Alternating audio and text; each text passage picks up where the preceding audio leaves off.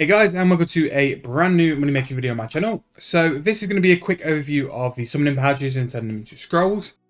This is only really beneficial to do on Amalodd hour because it's going to give you a 20% chance increase on scrolls. This will allow you to turn a pouch into 12 scrolls instead of 10, and that is where your extra profit is going to come from. Not only that, because you're going to be making so many per hour, 2 extra scrolls don't sound a lot, but once you make X amount of pouches per hour, they will really ramp up and give you a nice big boost in cash. So there's going to be a couple we're going to try, and we're going to see which ones are going to be the best. We're going to do a Steel Titan pouch. These have always been good and always something worth doing. The Smoke Devil pouch, which has always been a very good one because of invention component harvesting. The special attack is very good there. And then we're also going to go and check some of the ancient familiar pouches. So we're going to go and check a Blood Reaver. Again, these prices have been a bit sporadic for these pouches, all the ancient summoning ones. So check your margins because you might be able to pick them up a bit cheaper than what the Grand Exchange price is for. So that's a Blood Reaver, it's a Ripper Demon, and then it's also a Calgarian Demon pouch as well. Now, some of these might not make money, but I wanted to just include them anyway because that way we can go through all of them.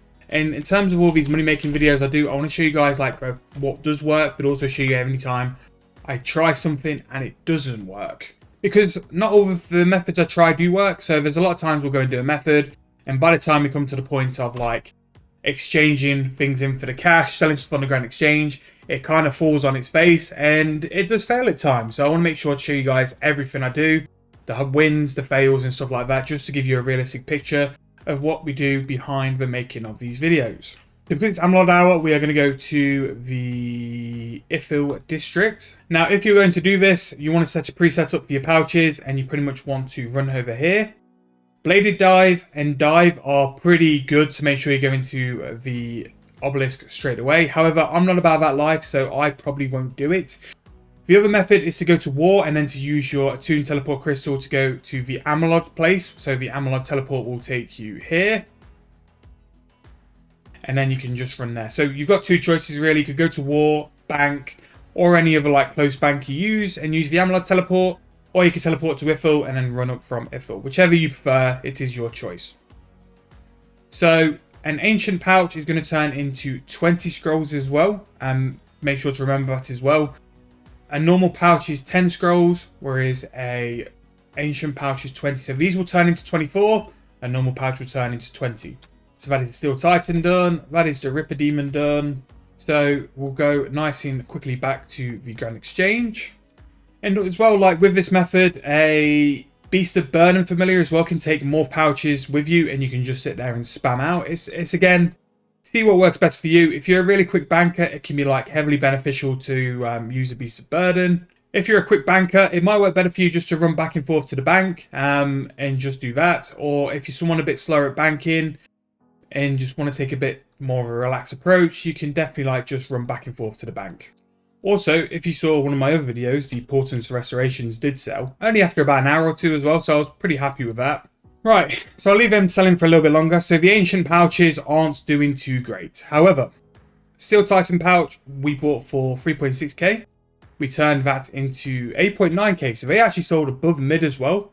Very nice. So per pouch there, we're making 5.3k profit per pouch, which is actually like pretty mad. And for the hour here, you'll be able to make a fair amount of scrolls per hour. So judging by like what the wiki says, and as well, the wiki is just a guideline. It's not going to suit how you play. With a pack yak taking the extra pouches, you're going to be roughly about 7.2k pouches. Which, if you were to do, if you're going to do a 5k profit per pouch, 7.2k times, you're looking at like 35 mil profit per hour, which is pretty, that's pretty mad. So yeah, not too bad at all. And then the Smoke pouch, we bought for 5.3k, made 8.2. Again, that's still a huge profit per pouch. And the thing is as well, the Smoke Devil pouch has a lot lower requirement than the Steel Titan. The Steel Titan you need 99 summoning for, but the Smoke Familiar, I think, is in the 60s. Yeah, 61 for a Smoke Devil. So to make 3k profit per pouch, turn them into scrolls at that level, that's really good. So what I'm going to do, I'm actually just going to sell these for whatever price it can go for. But then what I'll also do as a counter argument as well is buy one, because then that will show you the margin which you could have got. And then I just need to buy a Reaver. And don't forget, if you're using a pack yak, you can actually have a preset set up for your pack yak as well. Right, so Calgarian pouch, we bought for 145k. We sold all the scrolls for 118k at a price of 4950. However, the margin was 7144. If we had held our price at 7144, we would have got a price total of 171k and made 26k per pouch on a Calgarian demon pouch. So again, find your margins for your scrolls and then you know roughly where you can buy your pouches for. The Ripper Demon scroll we bought for 178,000 coins. Well, let's say 179, and we sold the scrolls for 151. We bought the scrolls for 699. So if we do 699, so Ripper Demon, even with the scrolls at the higher price we bought for, came in at 167k. That would not be worth doing because the Ripper Demon, the scrolls won't pay for it even at the higher price. And then finally, we did the Blood Reaver and the Blood Siphon, and we sold that for 133k. Didn't quite make enough for the pouch, but it was by far the best performing pouch on the lowest buy, which we threw it in for. We only lost 7k there, and we actually managed to sell them for 6.3k. So 6.3k for 24 scrolls would actually turn it into 151,000 coins. It would turn into 151k per pouch. So we actually make okay money with the Blood Reaver. The Calgarian Demon was really good. The Steel Titan was probably the best, and the Smoke Devil was better than the Reaver, but still very, very good as well. So if you're out of these 5 pouches, which are probably the 5 best for scrolls and make it into scrolls, the one which didn't make money was Ripper Demon.